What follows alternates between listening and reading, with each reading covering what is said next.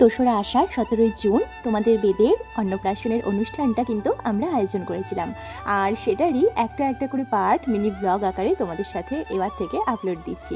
আশা করি তোমরা দেখলে খুবই ভালো লাগবে আর তোমরা নিশ্চয়ই খুব ভালোবাসাও দেবে। অন্নপ্রাশনের দিন সকাল থেকে রাত পর্যন্ত কি কি হয়েছে সবটাই তোমাদের সাথে একটু একটু করে তুলে ধরার চেষ্টা করব। জানো তো, বেদ যখন পেটুতে ছিল আমার, তখন থেকে আমি এই দিনটার আশায় প্রহর গুনেছি বলতে পারো। মানে যেহেতু আমার স্বাদের অনুষ্ঠানটা বড় করে হয়নি আর সেটার ইচ্ছেও খুব একটা আমার ছিল না, তখন ইচ্ছে ছিল আমার ছেলে হোক বা মেয়ে হোক আমি তার অন্নপ্রাশন অনুষ্ঠানটা বড় করে করব, যাতে করে ও বড় হয়ে দেখতে পায় যে ওর অন্নপ্রাশনের অনুষ্ঠানটা ওর বাবা নিজের হাতে আয়োজন করেছে।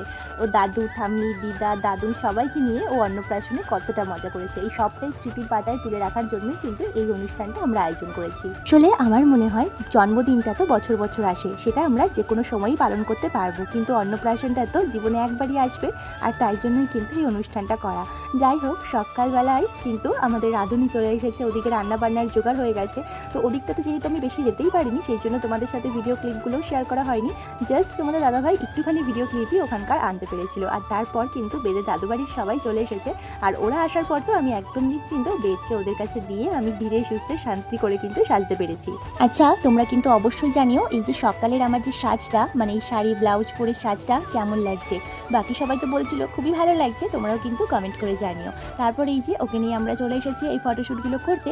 আর এই যে আগের দিন তোমাদের তো ব্যাকড্রপটা দেখানো হয়নি, আজকে কিন্তু দেখিয়ে দিলাম ব্যাকগ্রাউন্ডটা কেমন হয়েছে সাজানো, তোমরা কিন্তু অবশ্যই জানিও। যেহেতু আমাদের মেন অনুষ্ঠানটা রাত্রের ছিল, সেই জন্য কিন্তু সকল অতিথিকে রাত্রেবেলায় নিমন্ত্রণ জানানো হয়েছিল। সকাল দুপুরে বলতে পারো আমাদের একদম নিকট আত্মীয়রাই সাথে ছিল।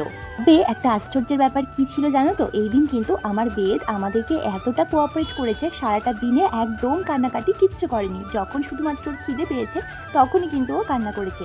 তাছাড়া সবাইকে অবাক করে দিয়ে কিন্তু ভীষণ লক্ষ্মী ছেলে হয়েছিল, যেটা কিনা আমি ভাবতেই পারি। তখন যারা যারা ছিল প্রত্যেকেই বলেছে যে এমন বাচ্চা তো কখনোই দেখিনি, যে এত গরমে এত কষ্টের মধ্যেও কিন্তু হাসি মুখে ও একদম সবাইকে সাপোর্ট করে গিয়েছে। তো আমাদের মধ্যে হলুদের নিয়মটা করতে নেই, সেই জন্য কিন্তু আমরা জাস্ট ফটোশ্যুট করার জন্যই এটা করেছিলাম। পরে কিন্তু তোমাদের দাদাভাইও পাঞ্জাবি পরে এসেছিল, আর তারপরে আমাদের ফটো ভিডিও শ্যুট করা হয়েছে, যেগুলো কোনো ক্লিপই আমার কাছে নেই। দেখো, সেদিনকে তাড়াহুড়োর মধ্যে আরও অনেক কিছু করার ছিল, যেগুলো বেশ কিছু কিছু জিনিস মিস হয়ে গেছে, তার মধ্যেও কিন্তু অনুষ্ঠানটা সুন্দরভাবে মিটে গেছে।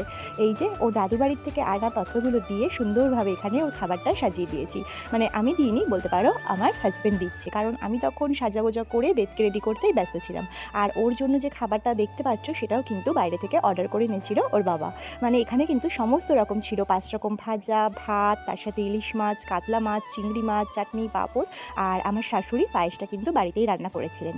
আর এখন কিন্তু প্রথমে ওর দাদুর কাছে, মানে আমার শ্বশুর মশাইয়ের কাছে প্রথম ভাত খাবে, সেই জন্যই কিন্তু এখানে ইতিমধ্যেই সকলের মধ্যে একটা আনন্দের পরিবেশ তৈরি হয়ে গেছে। আজকের ভিডিওটা একটু লং হবে, আসলে আমি কিন্তু কোনো জায়গায় কাট করিনি খুব একটা, একদম র ভিডিও তোমাদের সাথে আপলোড করেছি। যদিও আমার ভাই এই ভিডিওগুলো তুলে দিয়েছে, যার জন্য তোমাদের সাথে শেয়ার করতে পারছি, কারণ সেদিন ফোন ধরার মতো সময় বা ইচ্ছে কোনোটাই কিন্তু আমার ছিল না। তোমরা আগের ভিডিওতে তো আমার হলদির লুকটা দেখেইছিলে, আমি কিন্তু জাস্ট দুপুরের শাড়িটা চেঞ্জ করে নিয়েছিলাম। অবশ্যই জানিও যে এই শাড়িটা পরে আমাকে কেমন লাগছে।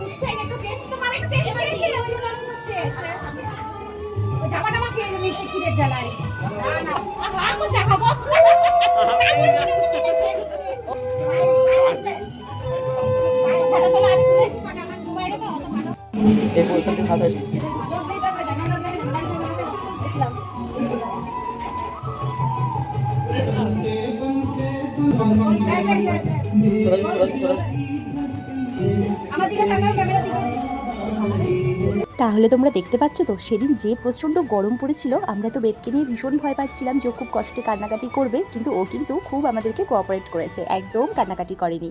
তো আমার শ্বশুরমশাইয়ের পরে এবার কিন্তু ও বাবার হাতে পায়েস খাবে, মানে বাবা আশীর্বাদ করে নিচ্ছে। দেখো, ও কিন্তু এখন ওর বাবার কোলে রয়েছে, আর আমি ওখানে ছিলাম, কারণ ওখান থেকে আমাকে সবাই বলেছিল যে ছেলের মুখে ভাত মা বাবা কেউই দেখবে না। তো আমি এটার তীব্র প্রতিবাদ জানিয়েছি বলতে পারো, মানে একটু খারাপ আমাকে হতেই হয়েছে সেদিন। আমার কাছে একটাই কথা, যে ছেলের ভালো তার মায়ের থেকে কে বেশি চাইতে পারে। যদিও আমি সকলের কথা শুনেছিলাম, ছিলাম, কিন্তু ওর বাবাকে কিন্তু আমি ওখানেই রেখেছিলাম। আমি বলেছিলাম ঠিক আছে তোমরা বলছো, আমি দেখছি না, কিন্তু ওর বাবা এখানেই থাকবে। কারণ আমি বা বাবা কেউ না থাকলে কে ওকে সামলাবে বলো তো? তাই জন্য ওর বাবা ওখানে বসেছিল, আর আমার বাবা আর শ্বশুরমশাই ভাত খাওয়ানো পর্যন্ত কিন্তু আমি ঘরেই ছিলাম। আর তারপরে অবশ্য আমি চলেই এসেছি। আমার শ্বশুরমশাইও কিন্তু ওকে সোনার জিনিস দিয়ে আশীর্বাদ করেছেন, সেই ভিডিও ক্লিপটা কোনোভাবে মিস হয়ে গেছে। আর এখন এই যে আমার বাবা ওকে উপহার দিয়ে আশীর্বাদ করছে। তো অবশ্যই তোমাদের সাথে পরে একটা ভিডিওতে আমি শেয়ার করে দেবো যে সোনার উপর কী কী গিফট পেয়েছে। আচ্ছা, তোমাদের কাছে আমার একটা কিন্তু রিকোয়েস্ট থাকলো, এই যে তোমরা যারা যারা ভিডিওটা দেখছো তারা কিন্তু অবশ্যই কমেন্টে জানাতে ভুলো না যে আজকে আমার বেদের আর ওর বাবার ড্রেসটা তোমাদের কেমন লাগছে। আমি কিন্তু সবটাই কাস্টমাইজড করে অর্ডার করেছি, এমনকি বেদের ড্রেসটাও আর ওর বাবার পাঞ্জাবিটাও। আর আমি আমার শাড়িটা কিনে নিয়েছি আর ব্লাউজটাও কিন্তু বানিয়ে নিয়েছি। তোমরা অবশ্যই জানিও যে আমাদেরকে কেমন লাগছে। তারপরেই কিন্তু চলে এসেছি। এবার দেখো, আমি আমার শাশুড়িকে বললাম যে তুমি এবার আশীর্বাদ করে নাও। তো মামুনি সেই মতো ওকে আশীর্বাদ করে নিচ্ছিল। তারপরে কিন্তু বাদবাকি একে একে ওখানে যারা ছিল সকলেই আশীর্বাদ করেছে, তবে সকলের ভিডিওটা তোলা হয়নি। জানো তো এই দিন এত প্রচণ্ড গরম পড়েছিল, সেই জন্য কিন্তু আমাদের আর কাপল ফটো তোলা হয়নি। ওই যে তিনজনা মিলে একসাথে বসে ভিডিও তোলা বা তিনজনা মিলে একসঙ্গে যে ছবি তোলা, সেটা কুইন হয়েছে। তারপরে ফটোগ্রাফার অবশ্য বলেছিল যে দিদি তোমাদের দুজনের আমরা আলাদা করে ফটো তুলবো, কিন্তু কারোরই আর ধৈর্যে কুলোয়নি বলতে পারো। এই যে এখন কিন্তু আমার মা বেদকে আশীর্বাদ করে নিচ্ছে, আর মায়ের কিন্তু বহুদিনের শখ ছিল যে ওকে এরকম একটা কোমর চাবি দিয়ে আশীর্বাদ করবে। মানে বাচ্চারা কোমরের যে চেনগুলো পরে দেখতেও ভীষণ ভালো লাগে, তাই জন্য মা এরকমটা এনেছিল। আর এখন আশীর্বাদ করছে এই যে, এটা হচ্ছে আমার দিদা। আশা করি তোমরা ব্লগে এর আগেও দেখেছো। তো বেদের বম্মা, তো বম্মা এবার আশীর্বাদ করছে, দিদাও কিন্তু দুটো রূপোর বালা দিয়ে ওকে আশীর্বাদ করে নিল। অনেকে বলতে পারো যে বেদ এখন মুখে ভাত খাচ্ছে, তাহলে ওকে টোপর কেন পরাওনি? আসলে না, আমাদের মধ্যে টোপর পরার নিয়মটা নেই, সেরকমই মামুনি বলেছিল, তাই জন্য ওকে টোপরটা পরানো হয়নি। কিন্তু মালাটা পরানোই যেত, তবে মালাটা পরাতে না আমরা সকলেই ভুলে গিয়েছিলাম। আর যদিও পরে সবাই বলছিলই যে মালাটা পরালেও ও রাখতে পারতো না, মানে এত গরম ছিল সেদিন, মালাটা না পরানোই ভালো হয়েছে। তবে মালাটা পরিয়ে একটা ছবি ভিডিও তোলা নেই, সেটুকু আফসোস কিন্তু রয়েই গিয়েছে। হ্যাঁ, বেদের যে অন্নপ্রাশনের থালিটা, এখানে কিন্তু 7-8 রকমের ভাজা ছিল, 7-8 রকমের মিষ্টি ছিল, ছিল ডাল, মাছের মাথা, তার সাথে ছিল কাতলা মাছ, চিংড়ি মাছ, ইলিশ মাছ, সবটাই কিন্তু ওর বাবা আয়োজন করেছিল। যাই হোক, তোমরা তো সকলেই দেখতে পাচ্ছ ওর অন্নপ্রাশনে আমরা কিন্তু সকলেই টায়ার্ড হয়ে পড়েছি এত গরমে, কিন্তু বেদ কিন্তু একদম টায়ার্ড হয়ে পড়েনি। ও কিন্তু দিব্যি খোশ মেজাজে ছিল, আর ও সমস্ত কিছু হাতের কাছে যা ছিল ধরার জন্য অতি ব্যস্ত হয়েছিল। আমি অনেকের অন্নপ্রাশনের ভিডিওতে দেখেছি যে বাচ্চাদের হাতে মাছ দিয়ে কিংবা মাছের মাথা দিয়ে ভিডিও তোলা হয়। তো আমার সেটা মনে মনে খুব একটা ইচ্ছা ছিল না, জানো তো। কারণ কি বলতো, ওই যে ওই মাছের মাথাটা নিয়ে ও মাখামাখি করবে, আর তারপরে যদি মুখে দিয়ে দেয় একবার, আসলে কি বলতো, বেশিরভাগ ক্ষেত্রেই দেখা যায় অন্নপ্রাশনের পরেই কিন্তু বেশিরভাগ বাচ্চাদের শরীর খারাপ হয়। আসলে ওরা এতদিন শুধুমাত্র দুধ খেয়েছিল, আর তারপরে হঠাৎ করে যখন ওই তেল মশলা খাবারগুলো পেটে যায়, তাতে কিন্তু শরীর খারাপের প্রবণতাটা অনেকটাই বেড়ে যায়। আর এদিকে কিন্তু ফটোগ্রাফার দাদা বলছিল যে মাছের মাথাটা ওর মুখের সামনে ধরতে, যাতে করে ওরা ফটো ভিডিও তুলতে পারে। তবে বেদকে দেখেছো তো, ওইটাও মুখে দেওয়ার জন্য এত ব্যস্ত হয়েছে যে আমরা হেসেই লুটোপুটি খাচ্ছি। পাঞ্জাবিটাও সাদা ছিল, তার মধ্যে যা গরম পড়েছিল, আমি চাইনি আর ওই মাছের মাথা নিয়েও ঘাটাঘাটি নাড়ানাড়ি করুক, তাতে করে আবার ওকে স্নান করাতে হতো। এতে করে কিন্তু ঠান্ডা গরম লাগার সম্ভাবনাটা খুবই বেশি ছিল। ওই 2 মিনিটের ভিডিও ফটোর জন্য আমি চাইনি আমার বাচ্চাটা কষ্ট পাক বা পরে ওর শরীরটা খারাপ হোক। তবে ঠাকুরের আশীর্বাদে অন্নপ্রাশনের পরেও কিন্তু তোমাদের বেদ সুস্থ রয়েছে, ওর কোনো শরীর খারাপ হয়নি। এবার কিন্তু শেষে রয়েছে বেদের হচ্ছে ধরার ব্যাপারটা, যে বাচ্চাদের সামনে সোনার উপো, মাটি, পেন্সিল এগুলো দিতে হয়। তো আমাদের একটা ভুল হয়ে গেছে যে ওকে একটা প্লেটের মধ্যে দেওয়া হয়নি, যে তত্ত্বের ট্রেগুলো এসেছিলো তার মধ্যে দিয়েছিলাম। তো ও না কোনো মতেই ধরতে পারছিল না, ওখানে আটকে যাচ্ছিল বারবার। তবে যাই হোক, ও এক হাত দিয়ে টাকাটা ধরেছিল আর এক হাত দিয়ে কিন্তু পেন্সিলটা ধরেছিল। বেশ রাজপুত্রের মতো লাগছিল কিনা জানি না, কিন্তু প্রত্যেকটা সন্তানই তো তার মায়ের কাছে রাজকন্যা বা রাজপুত্র, কি বলো তোমরা? যাই হোক, এবার আসল কথায় আসি। তবে ওর যে পাঞ্জাবিটা, এটা কিন্তু পুরোপুরি একদম সাদা নয়, মানে দুধ সাদা যেটাকে বলে সেই সাদা নয়। হয়তো ক্যামেরায় তোমরা বুঝতে পারছো ওরকম, তবে ওর পাঞ্জাবিটা কিন্তু একটু অফ হোয়াইটও না, আবার একদম ক্রিমি সাদার মতন একটা কালার, যেটা কিনা ভীষণ মিষ্টি লাগছিল। জানি না তোমরা সকলে ভিডিওতে বুঝতে পেরেছো কিনা, ওর পাঞ্জাবিটার মধ্যে কিন্তু কারদানা ওয়ার্কের কাজ করা ছিল, যেটা কিনা এখন ভীষণ ট্রেন্ডিং। আর পাঞ্জাবিটা আমি যে দাদার কাছ থেকে অর্ডার দিয়েছিলাম, সেও কিন্তু ভীষণ সফট একটা কাপড় দিয়েছিল। তবে ওর যে ধুতিটা বানিয়ে দিয়েছিল, ধুতির কোমরটা না ভীষণ টাইট হয়ে গিয়েছিল। শেষমেশ ওর ধুতির এলাস্টিকটা কেটে দিয়ে একটা দড়ি পরাতে হয়েছে, তবে কিন্তু ঠিক হয়েছে। তোমরা যখন বাচ্চাদের জন্য ধুতি পাঞ্জাবি অর্ডার দেবে, এই বিষয়টা মাথায় রেখেই অর্ডার দিও। সাদা মানে কিন্তু শুভ্রতার প্রতীক, আর জীবনের প্রথম ও মুখে ভাতটা শুভ্রতা দিয়ে সূচনা হবে, সেটাই আমি চেয়েছিলাম। আমার না ভীষণ পছন্দের রং সাদা, আর তাই জন্য সাদাটা দিয়েই ওকে আমি মুখে ভাত করিয়েছি। আর আমি চেয়েছিলাম ও যেহেতু সাদা পরবে, আমরা সকলে এমন কন্ট্রাস্টে কালারে একটা ড্রেস সিলেক্ট করবো যেটা কিনা ভীষণ ম্যাচ হবে। তো তারপরে মাথায় আসলো আমার এই কালারটা, যেটা কিনা সাদার সাথে কন্ট্রাস্টে ভীষণ ভালো যাবে। তোমরা জানিও তো সাদার সাথে এই কালারটা কেমন যাচ্ছে। অবশ্যই ওখানকার সবাই কিন্তু বলেছিল ভীষণ ভালো লাগছে। তোমরা হয়তো অনেকে অনেকেই নাম শুনে থাকবে ফেসবুক পেজে বা নাম দেখে থাকবে ভিডিও মা লক্ষ্মী শাড়ি সেন্টারের, সেখান থেকে কিন্তু আমি শাড়িটা অর্ডার দিয়ে নিয়েছিলাম। আর আমার শাড়িটার দাম নিয়েছিল 2950 টাকা, আর শিপিং নিয়েছিল তো 3000 টাকা কিন্তু আমার এই শাড়িটা পড়েছিল। শাড়িটা কিন্তু ভীষণ সফট আর কাজটা এত সুন্দর তার বলার কথা নয়। আর আমার বেদের ড্রেসটা আর ওর বাবার পাঞ্জাবিটা কিন্তু আমি অর্ডার করেছিলাম ফেসবুক পেজ অমিত দার থেকে। তো তোমরা চাইলে সেখান থেকে অর্ডার দিতেই পারো কাস্টমাইজড করে। ওর পাপার আর ওর ধুতি পাঞ্জাবিটা কাস্টমাইজড করা ছিল, সেহেতু দামটা একটু বেশি ছিল, যদিও যার যার হিসাবে সেরকমই হবে, তাই দামটা আমি এখানে বলছি। আর আমি বরাবর যে কাকিমার থেকে ব্লাউজ বানাতে পছন্দ করি তার কাছ থেকে কিন্তু ব্লাউজটা কাটিয়ে নিয়েছিলাম। ভীষণ সুন্দর করে ব্লাউজটা বানিয়ে দিয়েছে, তোমরা আশা করি দেখলেই বুঝতে পারছো। আর হ্যাঁ, আমি কিন্তু আলাদা করে জরি বর্ডার কিনে এটাকে কাস্টমাইজ করে নিয়েছি, যার জন্য ব্লাউজটা কিন্তু আরও ভীষণ ফুটেছে। ফটোগ্রাফার দাদা বলেছিল আউটডোরে কিছু ফটো ভিডিও নেবে, তবে গরমে আমরা বেশি পারিনি, বেদকে নিয়ে তাড়াতাড়ি ঘরে চলে এসেছি। আর এই যে এখন কিন্তু ওর মামায়ের কোলে দিব্য রয়েছে। তাহলে অন্নপ্রাশনের অনুষ্ঠানের জন্য কিন্তু অতিথিদের নিমন্ত্রণ ছিল রাত্রেবেলায়, মানে রাত্রেবেলায় ওর রিসেপশন পার্টিটা আমরা করেছিলাম। আর এই দেখো এখানে কিন্তু আমার ফুল লুকটা একদম কমপ্লিট হয়ে গেছে, একদম সময়ের মধ্যেই দিদি কমপ্লিট করে দিয়েছে।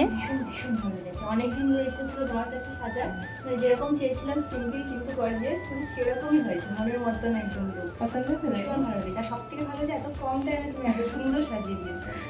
Thank you. আচ্ছা, এবার তোমরা বলো তো যে আমার এই ফুল পার্টি লুকটা তোমাদের কেমন লাগছে। জানো তো এই যে শাড়িটা পরেছি রাত্রেবেলা, এটা কিন্তু তোমাদের দাদা ভাই নিজের পছন্দ করে কিনে এনেছে, মানে এটা কিন্তু আমি একদম দোকানে যাইনি, পছন্দও করিনি, ও নিজে একদম দেখে সুন্দরভাবে এনেছে, তো সেটাই পরেছি। আর হ্যাঁ, এর সাথে যে ব্লাউজটা পরেছি সেটা কিন্তু আমি একটা ফেসবুক পেজ থেকে কিনে নিয়েছিলাম।